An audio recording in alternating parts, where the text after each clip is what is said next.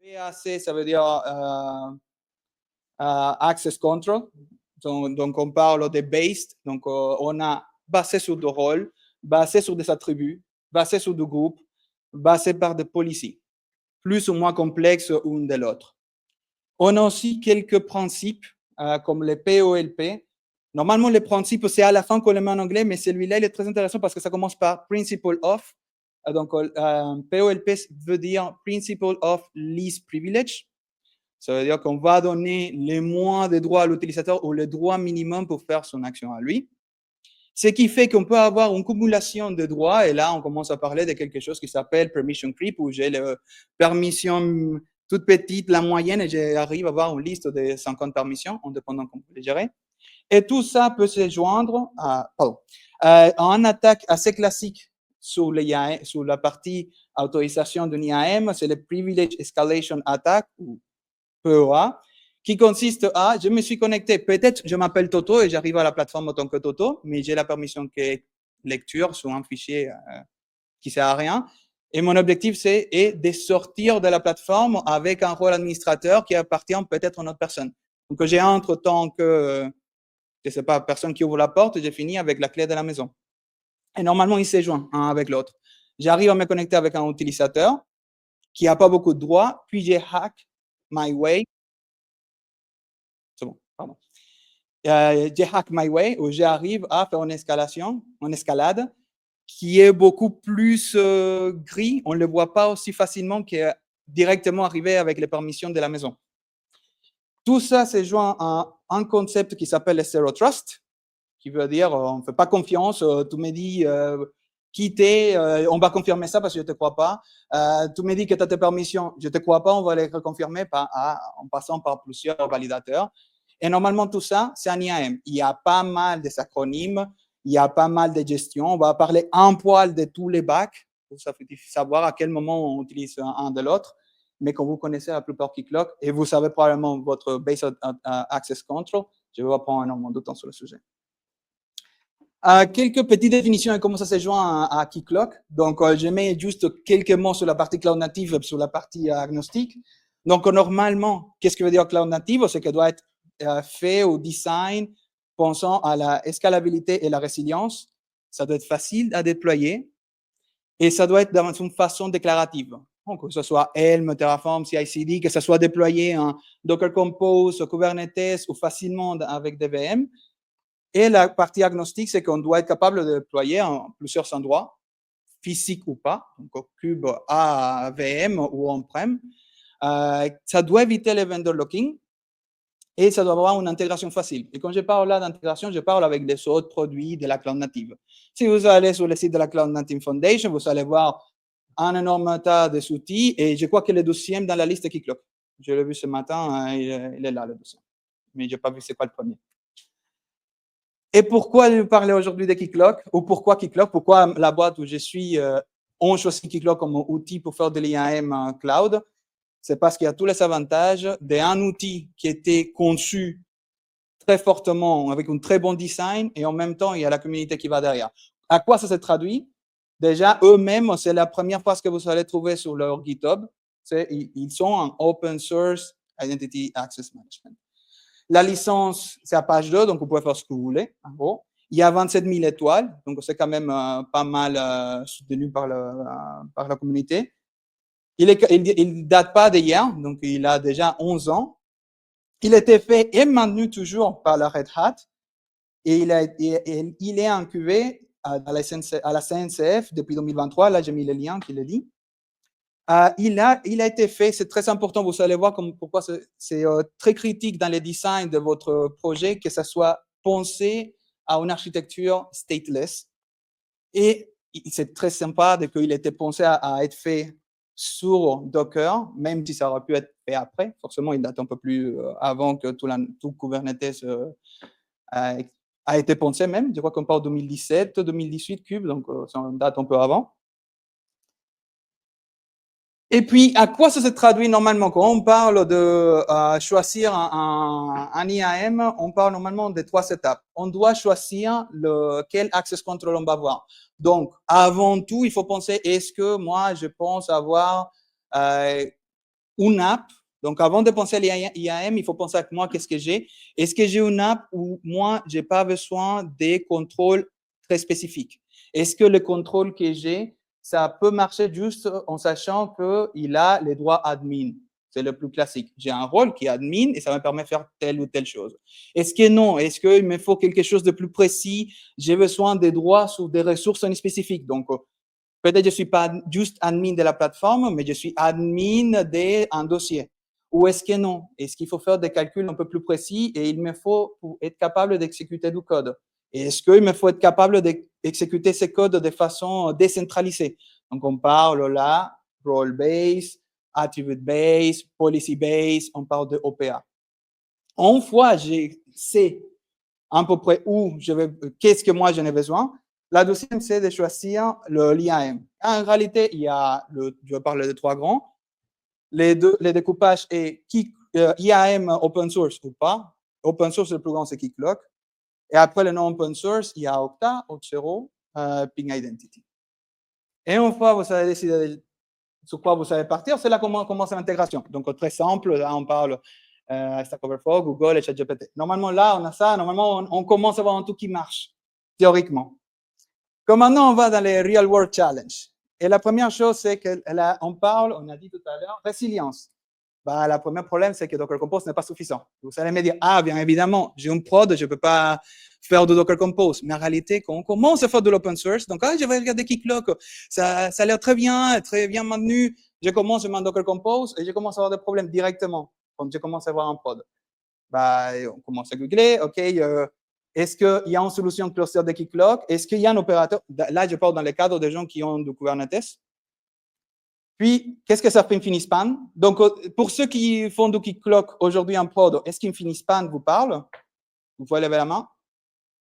OK, donc pas beaucoup de monde. Infinispan, c'est la gestion de cache entre les nœuds d'un cluster Keycloak. Et c'est un des problèmes de base qu'on peut avoir dans un cas où la résilience n'est pas au top. C'est un des premiers problèmes que vous allez voir. Et normalement, une fois que vous avez eu ces problèmes, vous pensez à peut-être pas utiliser Keycloak. Ça commence à être un peu chiant. Je vois les intégrations sur Okta, ça prend 3 minutes. C'était plutôt pas mal. Je me suis dit, bon, je vais faire quand même confiance. Moi, j'y crois à la communauté open source, donc je vais essayer de faire un truc. Et là, je vais vous montrer le parcours d'une création d'un cluster qui peut tenir avec tous les steps Keycloak. Donc, on commence. En front-end, j'essaye de brancher deux nœuds Keycloak, qui est totalement faisable avec Docker Compose. Et puis, je les branche sur une base de données. Vous pouvez mettre ça. Là, j'ai mis Docker. Je n'ai pas mis forcément Kubernetes, je n'ai pas mis Docker Compose, ni Swarm. En réalité, c'est compatible, cette architecture, avec tout. Vous voulez mettre la base de données dans Cube ou pas, ou en DB as a service, ou vous voulez utiliser DVM où vous mettez votre Postgre, ou peu importe quelle base de données. On a cette architecture qui peut tenir à un moment, mais on part toujours qu'on est très restreint parce que moi, je viens de faire un Docker Compose, je vais faire évoluer mon projet. Donc, ce qu'on va faire, c'est qu'on va enlever la partie Docker pour avoir les machines. Donc là, j'ai mes deux nœuds. Donc, je ne suis plus dans les contextes Docker Compose. Ça peut être deux pods, peu importe. Donc, j'ai laissé, ils sont connectés. Et donc, qu'est-ce qu'il me faut? Il me faut un load balancer au milieu. Donc là, je vous parle d'architecture de projet web en général. Donc, c'est bien. J'ai mon load balancer que lui, il va faire du actif qui est totalement compatible avec Keycloak depuis la dernière version où la session elle est gardée en base de données. Donc, peu importe avec où vous commencez la session, il va la garder et ça peut sauter, ça peut changer. Donc, vous pouvez faire du round robin et ça va marcher. Mais qu'est-ce qui se passe, c'est que maintenant, vous savez un SPOF. Donc, pour ceux qui ne connaissent pas, qu'est-ce que c'est SPOF? C'est Single Point of Failure. Et votre base de données aussi, c'est un SPOF. Donc, OK, maintenant, ça ne plante plus mon Keycloak, mais mon cluster, il n'est pas vraiment protégé. Donc, on continue à le pousser. J'ai toujours mon front-end, j'ai mes données, j'ai ma database. Pour simplifier, parce que mon taf là, mon parti là, ce n'est pas l'objectif de la session de vous expliquer comment faire un cluster base de données. Je vais simplifier, je vais mettre juste le mot cluster. Vous faites comme vous voulez. Vous voulez utiliser Aurora, vous voulez faire de multi-régions. Keycloak, il s'en fout derrière. Donc, je vous conseille juste, mettez le mot cluster derrière et faites pas juste un single availability zone, peu importe dans quel cloud. Vous pouvez mettre du actif-passif au niveau de votre load balancer. Là, j'ai mis Apache. Ça ne veut pas dire que nous, on utilise Apache et ce n'est pas que ça doit être qu'Apache. Vous pouvez mettre bien un Nginx ou Nginx en français et ça va bien marcher. Vous faites de l'actif passif, mais maintenant, vous savez la contrainte de qui va décider dans qui est l'actif et qui est le passif. Pour ceux qui ne connaissent pas l'architecture actif-actif, actif-passif, actif-actif, dans le cas de Keycloak, ça veut dire que les deux nœuds sont actifs et utilisables. Actif-passif, ça veut dire qu'il y a un nœud qui est allumé, l'autre il peut être allumé aussi, mais normalement, il n'y a qu'un qui est utilisé, sauf si l'autre il n'est plus utilisable. Donc, il y a les nœuds Keycloak sont actifs-actifs, et là, je vais vous montrer deux. Je vous déconseille que ce soit deux, je vous conseille plus de deux pour avoir un bon quorum, parce que jamais il y a un nœud qui saute, qui est un cas assez commun dans les clouds, surtout les clouds français, vous n'allez pas savoir quel nœud est vraiment le nœud qui est vraiment connecté. Et ça va faire un truc qui s'appelle sur Keycloak un split brain. Mais bon, ça, vous pouvez me demander plus tard si vous voulez qu'on discute. Donc, un nœud qui sont actifs Keycloak et un nœud qui sont actifs passifs. Mais normalement, on pourrait mettre que deux. Après, vous faites des clusters derrière. Pour savoir à quel nœud de load balancer il faut attaquer, normalement, il nous faut quelque chose qui nous dise quel nœud il faut pointer. Les DNS, ils sont très bons pour ça. Pour dire, OK, il y a quel nœud il est actif, j'arrive à une espèce de le pinguer. Est-ce qu'il me dit que tout va bien? Nickel. Par contre, là, on commence à avoir une problématique un peu plus importante. On fait de l'IAM, donc on est la première frontière. C'est nous qui on s'est fait attaquer le premier. Nous, on sent le problème, même avant que les clients sachent qu'il y a un problème. Que ce soit parce qu'il y a un pays qui va attaquer, c'est parce qu'il y a une rotation des clés qui a été faite dans toute la plateforme, donc tous les utilisateurs essaient de se connecter en même temps, peu importe. Mais le but, c'est qu'il faut les protéger. Conseil, mettez un WAF. Est-ce que vous voulez que le WAF soit directement dans la couche serveur web, mettre un fail to ban? À vous de gérer jusqu'à quel niveau vous voulez vous protéger. Mais ça, c'est une notion qui est là, très importante, surtout dans l'IAM. Dans le reste, vous pouvez jouer. Mais là, nous, c'est très important qu'on y est. Maintenant, les rôles du WAF, ce n'est pas forcément de décider dans quel nœud de Nginx il faut partir.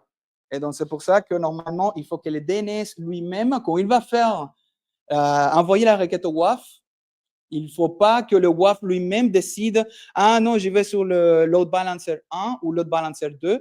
Il faut que quand ça passe du DNS au WAF, que ça envoie l'information de la requête où ça va. Mais ça fait qu'il faut une requête supplémentaire. Donc, il faut bien que le DNS sache quel des deux est actif ou N, et puis il va envoyer la requête au WAF, et le WAF il va juste dire « OK, c'est bon, et je continue ma vie ». Et pour simplifier, là, on voit que le WAF, c'est aussi un single point of failure, parce que s'il n'y a pas de WAF, la requête n'arrivera jamais. Donc là, je mets aussi en rouge, c'est un cluster. Et après tout ça, on peut se poser la question, est-ce que cette architecture-là, elle est multirégion? Que là, on commence à monter les chiffres, ça coûte de plus en plus cher. À chaque fois que je mets le mot en rouge au cluster, on ajoute 100, 500, 1000 euros. Et si on ajoute multirégion, on ajoute plus encore.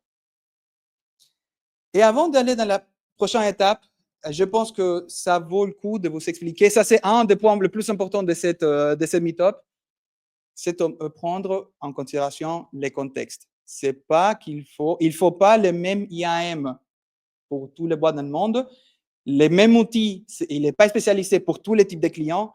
Et c'est là où je vais vous donner quelques questions à vous poser avant de se dire, OK, est-ce que ce que je viens de voir, lui, s'il vient d'expliquer un truc, que je vais aller sur AWS ou sur GCP, je vais tout prendre, je vais faire pareil parce qu'il l'a dit et parce qu'eux, ils le font? Non. Posez-vous les questions avant. Au moins ce type de questions. Pensez à votre contexte. Quelle est la typologie des services que je provisionne, que je donne à mon client? Est-ce que je suis dans la fintech, par exemple? Est-ce que je suis dans la VOD? Ou est-ce que je fais juste du B2B? Comment ça peut impacter? B2B, normalement, ça veut dire, en dépendant des cas, forcément, j'ai simplifié, j'ai mis juste entreprise.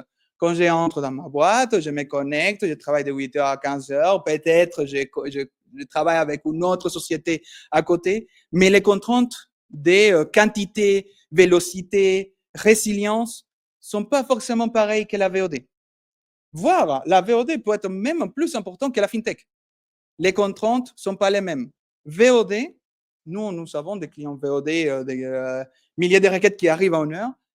La VOD, c'est un domaine où il faut à un moment précis. C'est presque tous les jours, à la même heure. La durée du pic, c'est toujours la même. On annonce une nouvelle vidéo, un nouveau film, un nouveau n'importe quoi, se connecte à peu près les mêmes pics. Donc, les contraintes de résilience sont beaucoup plus importantes parce qu'en réalité, le produit, s'il ne marche pas, les gens s'inscrivent directement. Si ça ne marche pas, je n'arrive pas à voir ma vidéo sur Netflix, ça me fait chier, je déconnecte. Par contre, qu'est-ce qui se passe au niveau FinTech? Que ce soit FinTech au sens néobanque ou que ce soit juste un outil FinTech, les problématiques ne sont pas les mêmes. Peut-être je n'ai pas besoin de me connecter aussi rapidement, mais si jamais je me fais pirater, c'est super grave. C'est 1000 fois plus grave la FinTech que la VOD.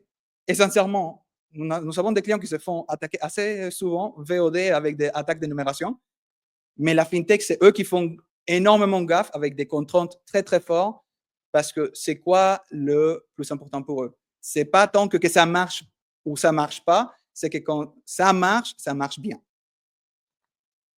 Donc, pas les mêmes contraintes au niveau du contexte, c'est pas les mêmes contraintes au niveau d'IAM. Donc là, on parle un peu plus technique. Si je vous dis, OK, je vais choisir Keycloak, OK, et en réalité, je vais essayer d'avoir des Keycloak d'ici, les Keycloak d'ici et Paris, je vais l'avoir séparément. Vous savez que pour customiser, c'est un des points les plus forts de Keycloak. Si vous utilisez Keycloak, vous le savez déjà. C'est la customisation. On peut tout customiser, que ce soit la template du mail, que ce soit le theming, que ce soit les SPI. Donc, qu'est-ce qui fait le code derrière quand je me connecte? On peut tout modifier. Mais savez-vous que pour customiser ça, ça se fait qu'au runtime? Ça veut dire que je ne peux pas dire, je veux builder mon application et je veux dire, OK, je veux builder et puis j'exécute les mêmes codes ici ou là. Non. Quand on build des customisations pour Keycloak, normalement, on génère un jar. Et ces jars, on ne les passe pas au moment de builder l'application, c'est au moment de runtime. Qu'est-ce que ça fait? Qu'on ne peut pas forcément avoir un système qui est mutualisé avec Keycloak, d'avoir un Keycloak pour 100 000 clients, par exemple, une seule instance, on peut avoir un cluster énorme avec énormément de Keycloak, parce que tout ce qu'on customise, c'est partagé avec l'instance. Keycloak, il n'a pas été conçu pour gérer des customisations pour la même instance. Un Keycloak, c'est une customisation pour tous les royaumes. Ça s'appelle. Vous décidez vous-même quelle customisation vous voulez par royaume, mais vous ne pouvez pas forcément cacher une customisation entre un royaume et l'autre. Ça, c'est quelque chose à tenir en considération. Il y a des considérations à tenir. Si je vous parle de Okta ou Ping Identity, ça pourrait être pareil, le pricing. Ah, ça va me coûter combien? C'est quand la dernière fois qu'ils ont changé des pricing? Est-ce que je peux exporter facilement mes données? C'est juste penser à ça. Là, je vous donne un exemple de Keycloak, mais ce n'est pas forcément ça. Contrainte end user. Donc là, je pars de l'autre côté. OK, moi, je suis une boîte, donc je fais de la VOD. La question est, depuis où ils vont se connecter? Est-ce que c'est depuis le même pays? Est-ce que c'est depuis le même bureau ou le même bâtiment? Ou est-ce que c'est worldwide? Ça va impacter aussi votre architecture. Là, on parle peut-être plus, OK, combien de nœuds j'ai besoin, la taille de mes bases de données, où j'ai mes CLB, quel DNS j'utilise, quelles sont les contraintes si mon DNS il plante. Donc là, on parle de cette contrainte. Et une que les gens ne passent pas très souvent, mais qui revient toujours en problématique à la mise en place, c'est quelle contrainte d'authentification. Est-ce que moi, j'arrive et je veux juste créer un user mot de passe, qui n'est plus le cas. Il y a presque personne se dit, OK, moi, je veux juste besoin de me connecter à gérer mes utilisateurs. Normalement, il y a toute la partie. Est-ce qu'il me faut les MFA? Est-ce qu'il me faut un hardware key, qui est assez souvent?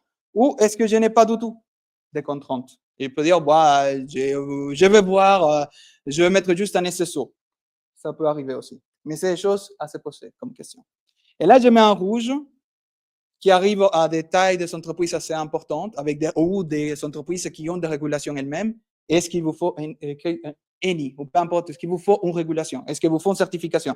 Là, on parle GDPR, ISO, SOC 2, Europe. À vous de poser la question parce que si vous arrivez, vous demandez, ah oui, je veux un produit, la boîte va vous répondre, oui, on l'a fait, oui, c'est bon, on répond à tout ça.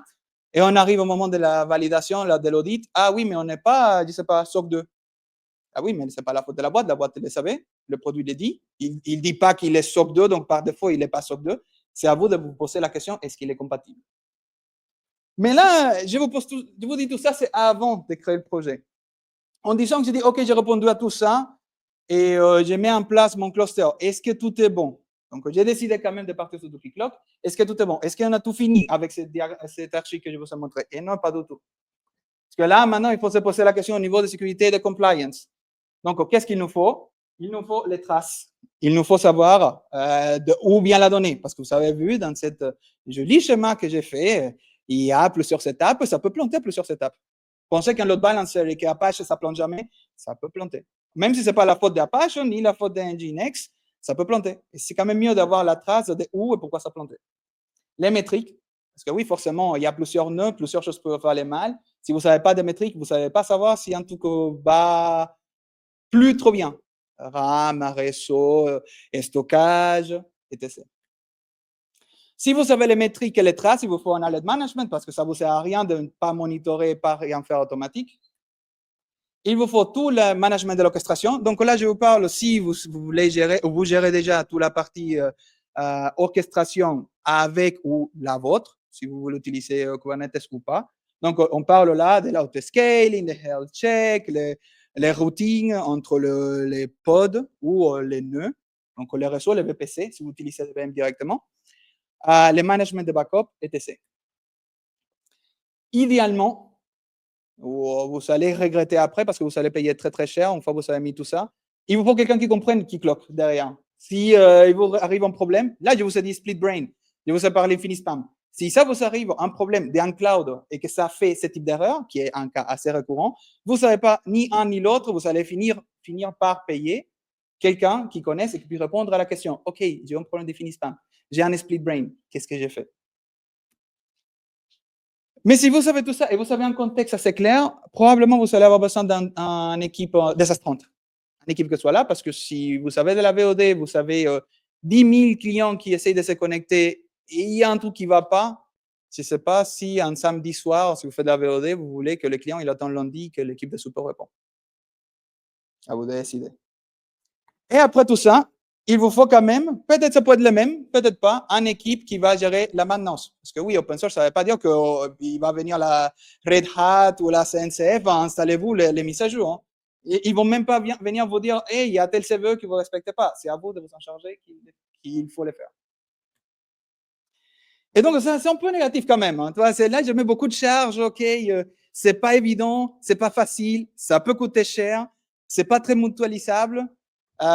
Pourquoi s'embêter? Et là, je vous mets un petit disclaimer, c'est mes opinions. On peut argumenter, si vous voulez, après. Moi, j'ai découpé en deux types d'arguments, comme les bons et les mauvais développeurs. Il y a les développeurs et les développeurs. Pareil, il y a les arguments et les arguments. Et donc, je vais commencer avec les arguments qu'on nous dit à chaque fois qu'on arrive en première meeting, parce que quelque chose, c'est gratuit. Oui, mais les temps et l'effort ne le sont pas. Les clouds, vous allez mettre le pas. Peut-être vous pouvez dire que c'est gratuit parce que vous savez déjà votre cluster pub et vous allez utiliser les mêmes ressources partagées. Mais ça ne veut pas dire forcément que ça vous coûte rien. Ça veut dire que vous avez de la ressource qui est gâchée déjà, que vous n'utilisez pas. OK, vous pouvez optimiser votre ressource, mais ça vous coûte quand même. Qu'on fasse de l'open source, ça veut dire automatiquement que c'est sécurisé? Bah, oui, mais il faut que tout soit fait par vous-même. Donc là, maintenant, c'est vous qui la gérez. Il n'y a personne qui gère ça.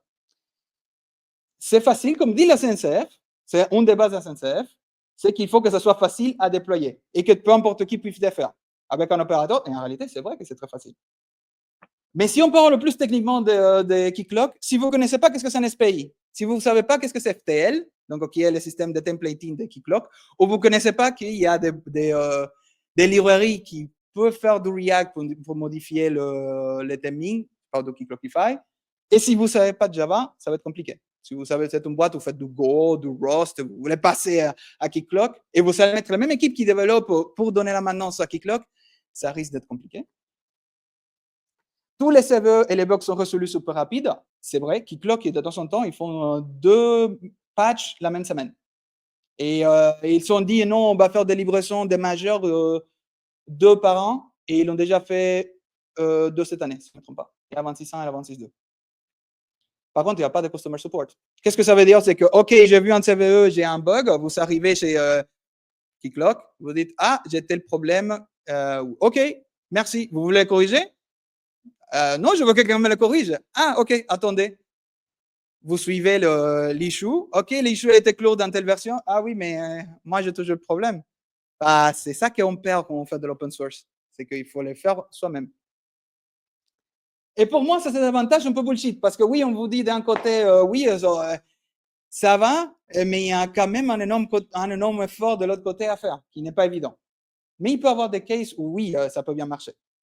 Donc là, maintenant, je vais vous dire les arguments, ou les vrais arguments, je parle, les arguments les plus réels. En réalité, pour moi, un argument qui est fort, c'est le no-vendor locking. Ça se traduit par deux choses. Il y a un qui j'aime moins, qui est la concurrence. Auth0, ils ont incrémenté leur prix à 300% en 2023. J'aime bien petite étoile parce qu'on peut trouver les pricing actuels des Auth0. Probablement, ils ont monté, donc ces 300, il doit être plus grand en réalité, mais c'est très difficile d'avoir une source officielle de la page de pricing avant ça. Personne garde un historique de pricing. Donc, le seul moyen que vous pouvez avoir pour vérifier ça, c'est les gens qui se sont dit, soit X, soit Reddit, soit peu importe, qui ont dit, oh wow, décembre 2023, ils ont annoncé que ça va être tant par user, et avant, c'était tant. Donc, c'est très difficile de valider la source de vérité parce que personne ne garde ça. Il faut vraiment aller trouver des PDF ou Auth0 à partager qu'avant décembre 2023, c'était tel temps. Mais si vous cherchez exactement ça, sur Google, vous allez trouver plein de sites où les gens se plaignaient qui disaient « Ah, c'était tant, c'est les prix par utilisateur. Là, maintenant, c'est tant. » Et ça fait x3. Et un autre sujet que moi, je trouve que le plus stable, c'est que, OK, j'ai entre dans Keycloak, je peux toujours sortir de Keycloak. Vous entrez, va vous plaît plus, vous pouvez sortir, vous voulez passer à une autre version, une autre open source, ou vous voulez passer sur Okta, Auth0 ou Ping Identity, c'est toujours possible. On peut toujours tout exporter ou tout faire backup et tout restore.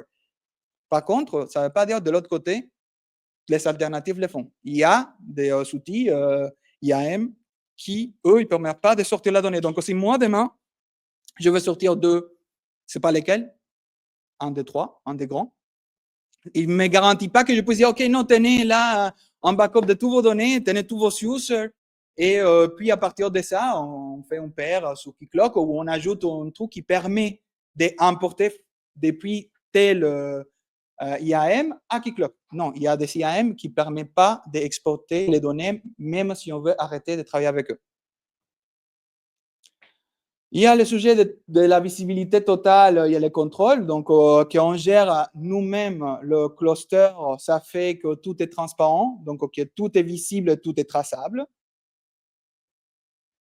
L'extensibilité et l'adaptabilité à des cas complexes. Donc, comme je vous ai dit, vous pouvez tout modifier. On a assez souvent des clients qui se disent, même avec les grands, je suis en NDA, donc je ne peux pas dire ni quel client, ni vers quel fournisseur, mais on a des clients qui disent, moi, je dois sortir de tel parce qu'ils ne gèrent pas tel use case. Et j'ai aussi des autres use cases où on me dit, ah oui, moi, on aimerait bien faire tel hardware. Les hardware, c'est très, très spécifique. Donc, c'est pour ça que je mets là. Peut s'adapter à basiquement tous les use cases software. Hardware, si vous savez des pièces spécifiques, normalement, il y a des boîtes qui se spécialisent dans les hardware. Pour l'instant, Keycloak, il faut customiser pas mal, investir pas mal avant de le faire. Moi, je ne mets pas mes pieds dedans. Donc, je vous dis plutôt dans les software. Si vous avez un truc qu'il faut, qui appelle à la lune, il faut descendre, que Keycloak le sache, je ne vous dirai pas Keycloak. Et encore, moi, je fais du Keycloak. La transparence. Donc, si vous avez besoin de compliance et des audits, c'est très utile parce que tout est transparent, tout est faisable, tout est facile à obtenir. Donc là, on commence à avoir un truc qui est un peu mieux. Pour moi, ça, c'est des arguments qui vont tenir plus à la direction, plus à vos utilisateurs, plus à votre équipe d'infrastructure. Quels arguments d'avant? C'est plus en l'inverse. Ah, vous me dites, ah oui, que c'est super sympa, mais c'est nous qui on va se boucher à installer et gérer les maintenances. Et là, je ne parle pas de tous les contraintes. Là, ça peut parler de ce type de gens. Et c'est totalement vrai. Toute la partie politique. Donc, on parle dans la notion de Patriot Act, la souveraineté, tout ça. Ça a de la valeur. C'est très important. Pas pour tout le monde. Si c'est important pour vous, ça entre dans cette liste. Si ce n'est pas important pour vous, on peut bien avoir Keycloak sur AWS sans problème. Maintenant, comment nous, on fait du Keycloak? Donc, comme je vous ai dit, le plus important, c'est le contexte. Donc, je vais vous donner notre contexte à nous, avant tout. Donc, quels sont nos requirements, nos contraintes en nous? Donc, on est en SaaS. Si vous voulez vous connecter, on a du freemium, vous créez un compte chez nous, vous tapez Cloud IAM sur Google, vous créez un compte, vous pouvez avoir un royaume gratuitement, sans problème. Ça, vous le créez, ça vous envoie votre mot de passe gratuitement, vous savez. Donc, nous, on a notre contrainte, il faut qu'elle soit en SaaS avec un free et les gens puissent arriver de A à Z à avoir soit leur version free, soit mettre la carte bleue, payer ce qu'il faut avec le niveau de support qu'ils veulent. On fait du CIAM et du WIAM. Donc, pour ceux qui ne connaissent pas WIAM, c'est l'IAM tout court. Donc, CIAM, c'est Customer Identity Access Management. Ça veut dire que c'est l'utilisateur final qui va se connecter. Par exemple, Netflix fait du CIAM parce que c'est les utilisateurs finaux qui vont se connecter. C'est les customers qui vont se connecter. Un WIAM ou Workforce IAM, ça veut dire juste que quand vous faites du B2B, peut-être vous vendez des maisons, mais vous avez besoin quand même d'un IAM pour travailler dans la boîte, pour vos salariés. Normalement, ça s'appelle un WIAM. Nous, on vend les deux. Donc, on a la capacité de faire A ou B. On est worldwide. Donc, on a une grande partie de nos clients qui sont en Europe, mais on a des clients en Asie, en Amérique, du Nord et du Sud. Et je crois qu'on a quelques-uns en Afrique. Donc, on a une couverture et on doit l'être. Donc, peu importe si en Océanie, on n'a pas, il faut que si demain un éventuel client veut créer un, il faut qu'on soit capable.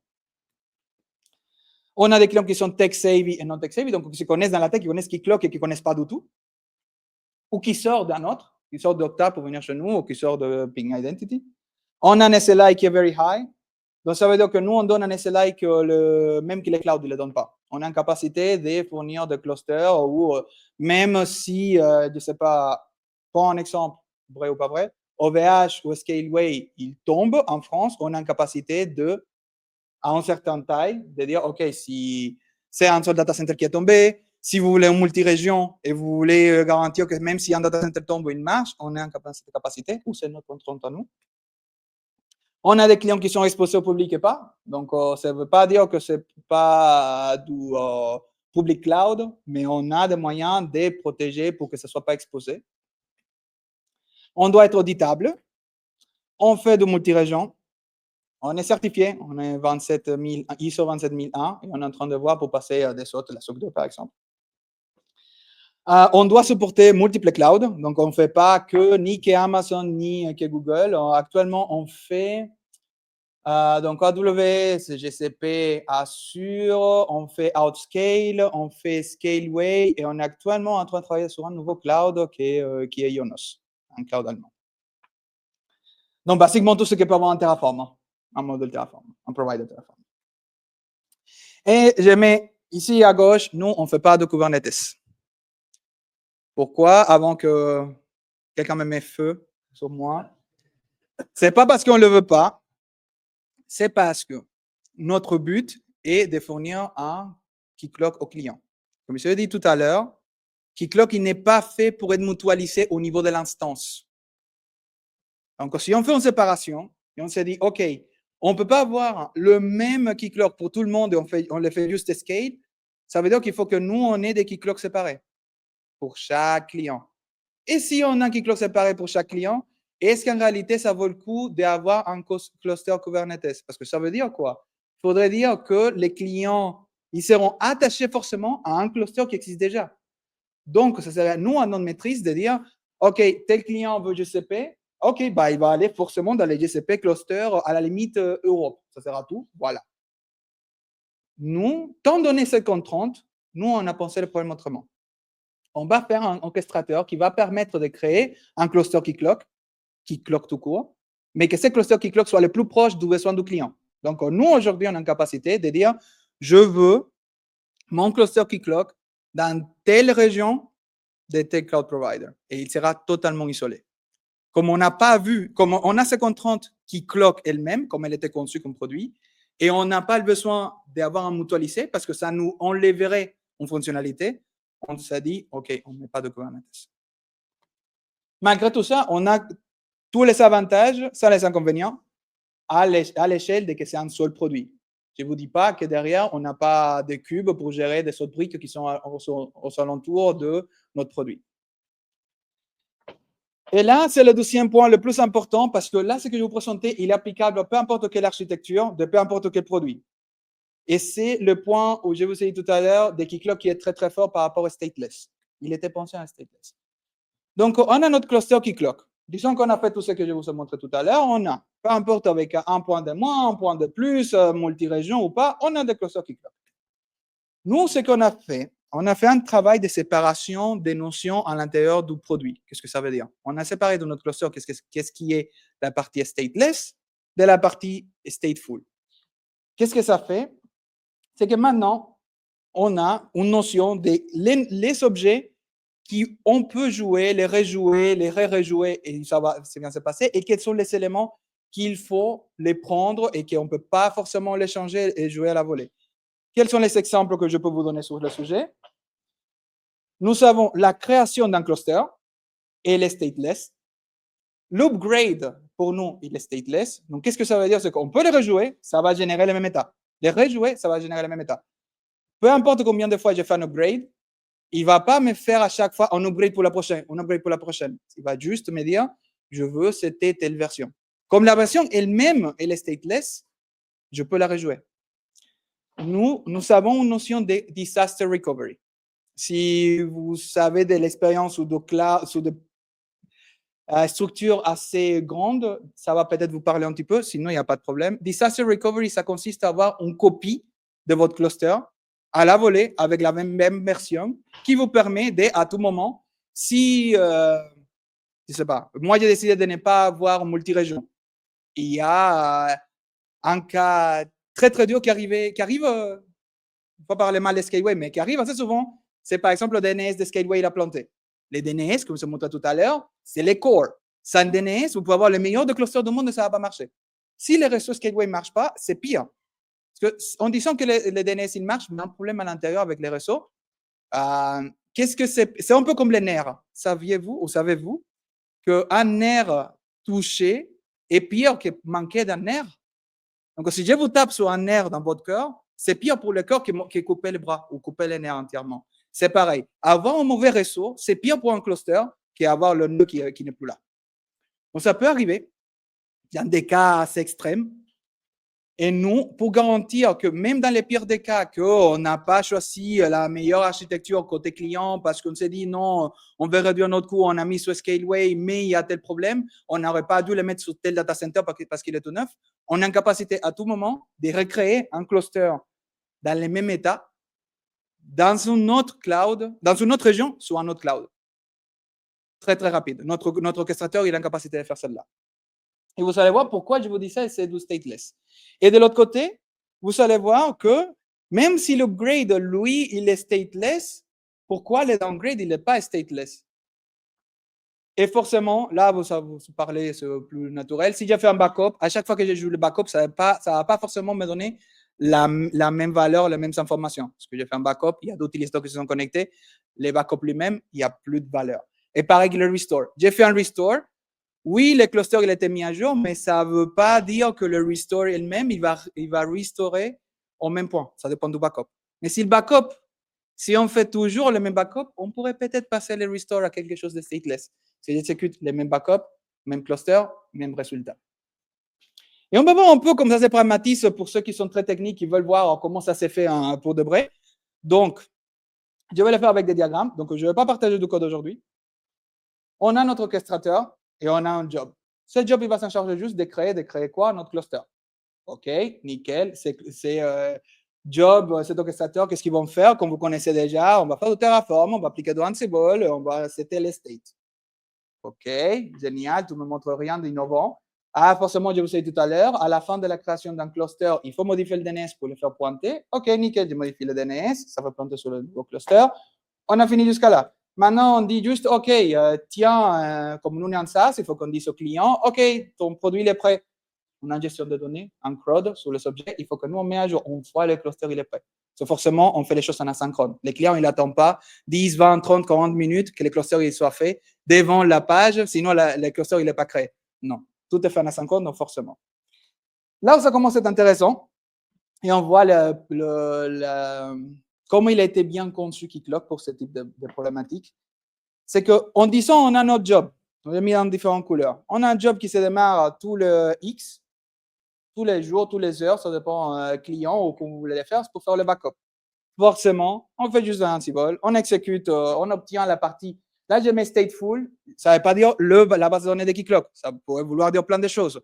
La config de votre Nginx ou de votre Apache, ça pourrait être de vos règles WAF si vous voulez changer assez souvent. C'est toute la partie qui est stateful. Parce que le Nginx lui-même, il n'est peut-être pas stateful. Si on démarre avec la même règle, il va faire la même chose. Et donc, nous, on crée un backup. Donc, jusqu'à là, pareil, il n'y a rien qui a changé qui va innover. Mais ce qui peut changer ici, cette petite flèche, que je vais expliquer plus tard en détail, mais que c'est que le job de création lui-même peut utiliser un backup. Donc, pareil, on peut dire ça parce que je suis en train de créer un nouveau cluster. Pourquoi utiliserais-je un backup? Donc, pour bien exprimer mon propos, je vais entrer dans un autre use case. Donc, je prends mon orchestrateur et là, je prends le use case du downgrade restore. C'est un truc qui arrive rarement.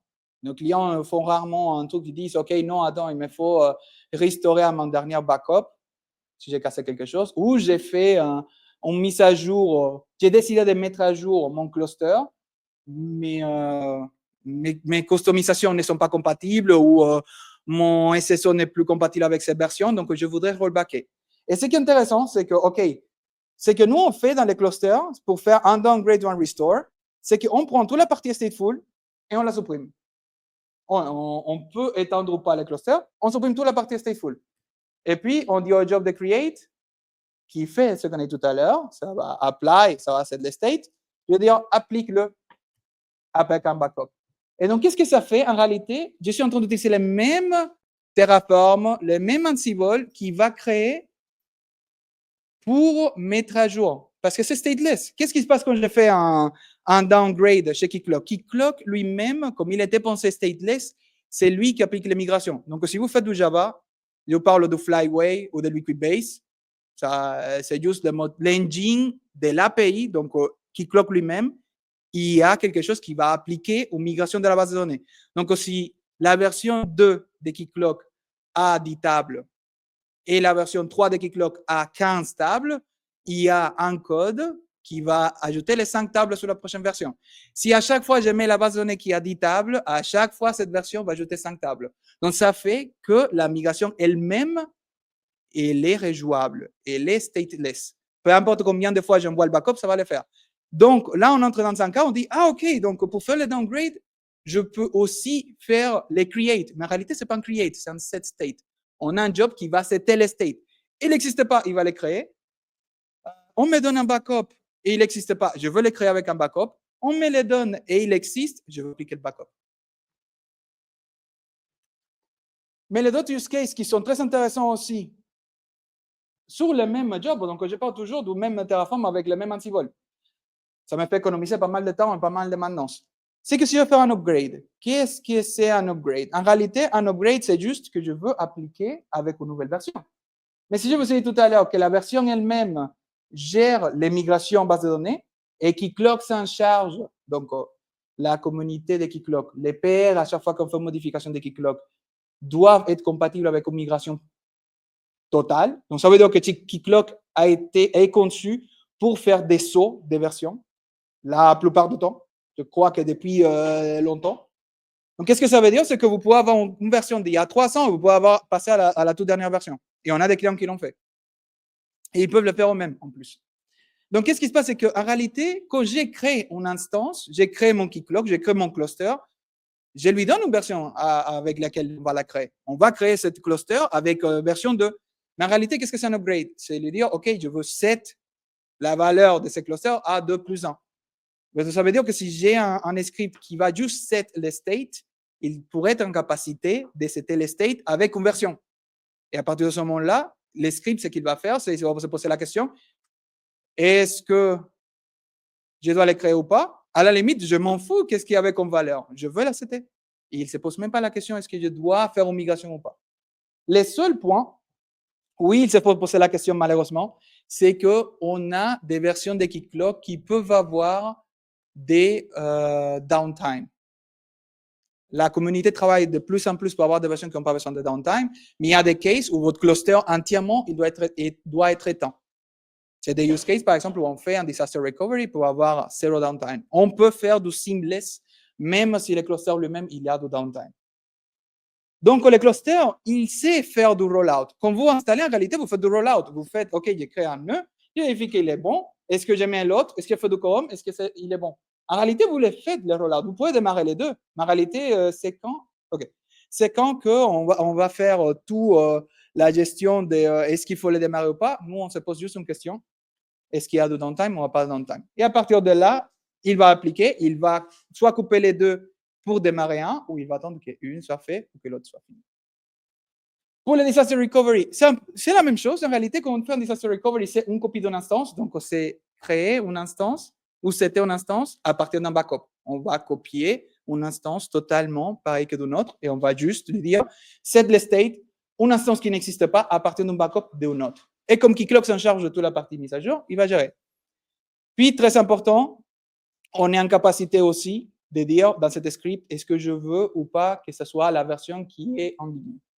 Donc, quand on va dire au DNS tout à l'heure, je vous ai dit, OK, on va configurer le DNS pour dire pointe sur cette instance quand quelqu'un appelle sur toto.cloudim.com.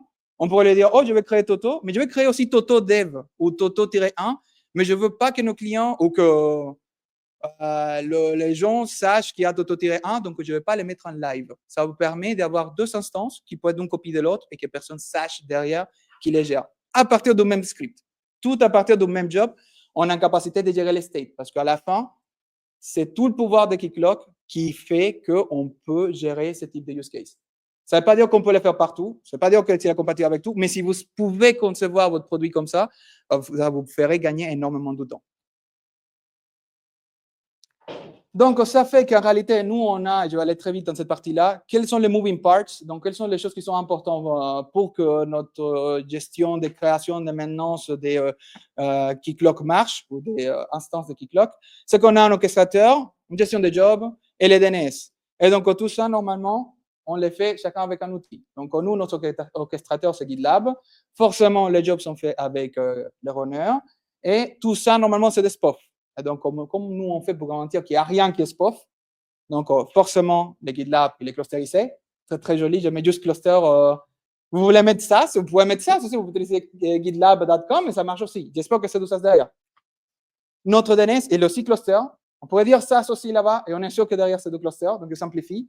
Et nous, on fait quelque chose de, je dirais, assez malin, c'est qu'on fait de multi-régions pour le runner. Donc, si un client en Chine veut créer un cluster, bon, on n'a pas de provider chinois, mais s'il veut créer un, on va prendre un runner qui est en Chine pour faire tout ça. Donc, il nous fait gagner du temps et ça nous donne la résilience. Et si jamais ça ne plante pas, si ça ne marche pas en Chine, on peut quand même créer un en host state. Et ça sera plus vite que créer un à partir de ceux qui sont en Europe. Donc, il me reste plus longtemps, vraiment presque pas, je dirais. Donc, je vous dirais les takeaways, à mon avis, très important. Pensez au design avant le tooling. Parce que tout ça, ça s'adapte parce que Keycloak a été fait comme ça, parce qu'on avait ces use cases. Pensez toujours à votre contexte. Ne vous mettez pas un truc super compliqué si vous vendez des portes. Si vous vendez des portes, vous ne savez pas avoir beaucoup de surface d'attaque. Et si on vous connaît qu'à LAT, je ne sais pas combien de hackers de portes à LAT on doit avoir. Donc, entre ça et la petite startup qui veut faire N29, disons, N28, N26 ou N29, vous êtes plus exposé si vous êtes néobanque. Ça, vous pouvez le faire partout. Ça ne va pas toujours marcher, mais vous pouvez essayer. C'est séparer la partie stateful de la partie stateless. Vous arrivez à faire ça, votre vie va être simplifiée fois 1000. Plus 5 gestions de Terraform ou 5 gestions de Ansible, avec la même, vous allez pouvoir tout faire. OSS, c'est Open Source Software. Open Source, ça peut être super sympa, c'est super cool. Moi, je kiffe. Je kiffe ce que j'ai fait, mais ça ne veut pas dire que de l'autre côté, ça n'a pas un coût énorme. Ça vient avec un coût. Il faut dédier du temps à ça. Quand on fait une mise à jour d'une version, on se dit, ah, génial, il y a 20 bugs, 20 CV qui ont été corrigés. Oui, mais il y a 10 régressions qu'il ne faut pas loucher, donc c'est plus compatible. Oui, il faut le faire. Très important, si vous arrivez à faire tout ça, vous pouvez avoir la même chose, que ce soit la même chose, la création, l'upgrade et le restore. En réalité, c'est du stateless. Et très important, s'il y a un truc qu'il faut garder en tête, c'est que Keycloak, ce n'est pas fait pour être mutualisé. Mutualisé, vous pouvez le mutualiser au sens du même contexte. Donc, si vous voulez garder le même kit clock pour toute votre boîte, le mutualiser à cette taille-là. Mais si vous voulez une isolation, kit clock, il n'est pas fait pour être mutualisé et isolé en même temps. Voilà, merci à tous.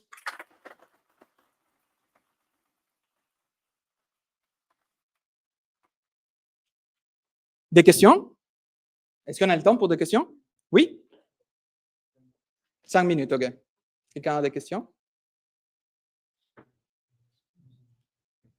J'avais une question sur justement le fait que tu annonces une OSLA.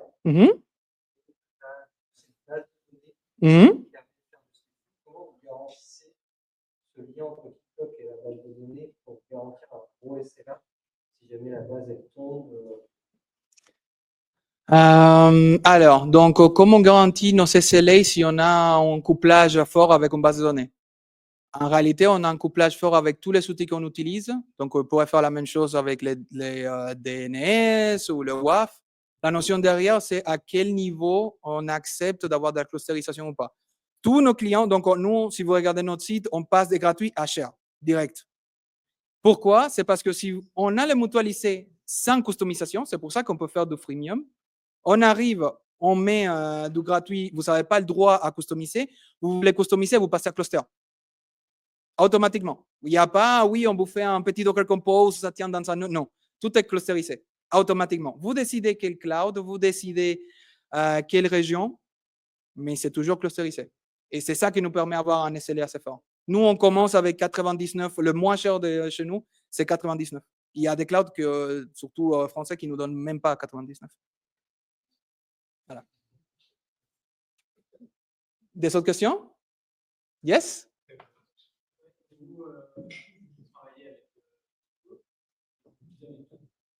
Ah, merci. Vous travaillez avec Kiko, du coup, vous avez vos services qui tournent autour de Kiko, tout ce qui est autour. Est-ce que vous avez aussi votre propre branche sur laquelle... Non, on n'a pas de notre... On évite, non. Si on va faire une modification, on fait un issue, on fait un PR, on l'a fait valider. Là, la dernière fois qu'on a eu un souci, on a dû faire un PR chez Quarkus, parce qu'il y a eu un problème qui est monté en 500 où il ne fallait pas un 500. Et donc, ça s'était fait, c'était livré, et nous, on utilisait la version comme ça. Nous, on n'a pas de customisation de Keycloak, on laisse vite. Oui, on essaye. Ce n'est pas l'activité principale que nous, on a, mais oui, on essaye de contribuer à la communauté open source aussi. Et je ne vous ai pas dit, au niveau contexte, on est à peu près à 500 de machines, on est à 1000 et quelques requêtes totales par seconde dans un pic. On a des clients qui ont des 200, 300 requêtes par seconde. Donc, on a des contraintes qui sont un peu élevées quand même. D'autres questions? Oui. Tu parles de multi-région.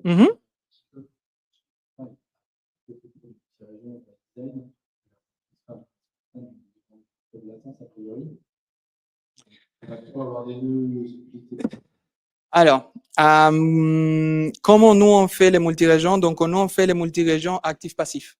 Déjà, on commence par ça. Donc, qu'est-ce que ça fait? C'est qu'on a la base de données et l'actif-actif, théoriquement, même s'il faut passer les leaders. Donc là, comme la base de données elle est faite, il faut voir derrière, mais on a une capacité de dire, OK, à un moment, la région, elle ne va pas bien. On switch juste, ça prend 10 secondes et on a une capacité sur que la base de données, elle passe aussi à un leader sur l'autre région, avoir la réplication et que tout marche comme si c'était dans la région d'avant, avec zéro latence, avec le delta du réseau. Non, pas tant que ça. Il y a aussi de la configuration de base de données parce que la gestion des réplicas quand c'est multirégion, elle n'est pas la même que si tu as son même data center. Pardon? Ah non, c'est pas out of the box. Même si vous voulez les faire, je ne sais pas, chez Amazon, si vous voulez avoir la base de données multirégion, je crois que c'est Aura, vous pouvez très très facilement passer sur une région, mais revenir sur la région d'avant en disant qu'il y a un problème, vous corrigez le problème en 5 minutes, ça peut prendre franchement du temps à revenir sur la région d'avant. Donc, faire le multirégion, ce n'est pas le plus évident du monde. On l'a que pour des clients très très spécifiques. On va dire. Et c'est un budget aussi beaucoup plus élevé. Il y avait quelqu'un ici qui avait une question? On peut passer le micro en bas? S'il vous plaît. Merci.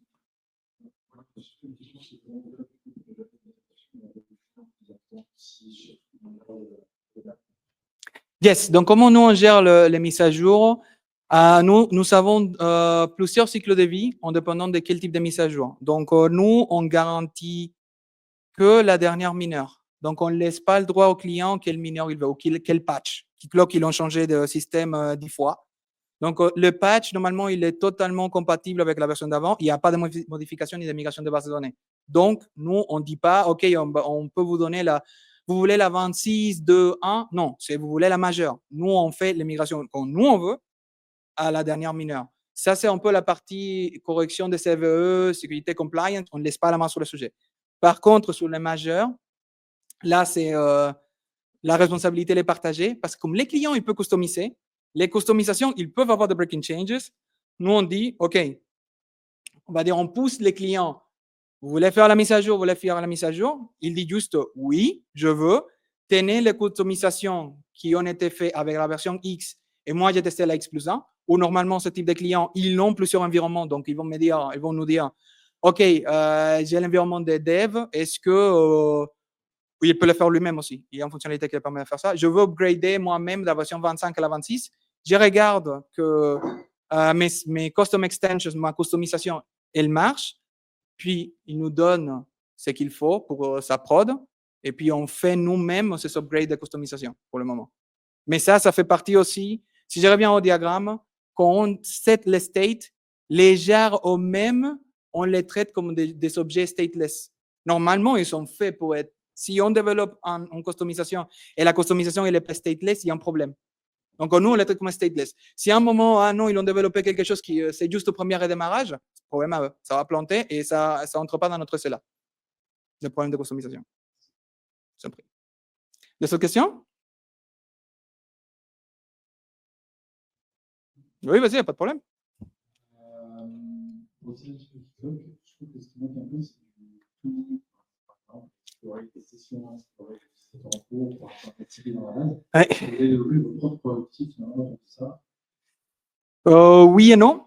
Il y a quelques outils que oui, nous avons développés à côté pour faciliter la vie à nos clients. Parce que nous, notre produit, c'est très spécifique.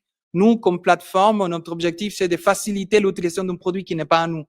Donc, il y a 99,99999% de temps que nos clients finaux vont être dans la plateforme, voire 100%.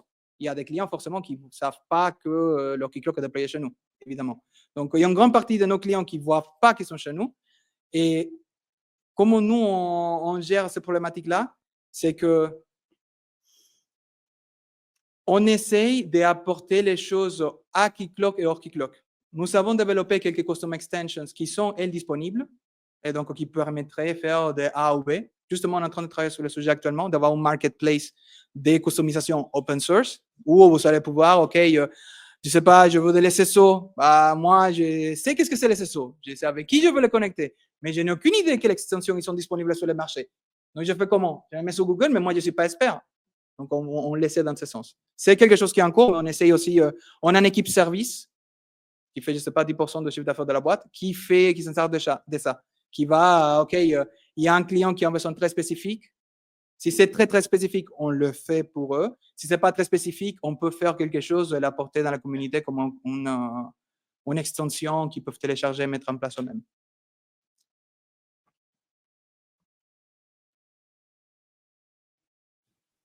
On peut applaudir. Merci beaucoup en tout cas pour ce talk hyper intéressant. Les pizzas sont prêtes, tout est prêt. J'espère que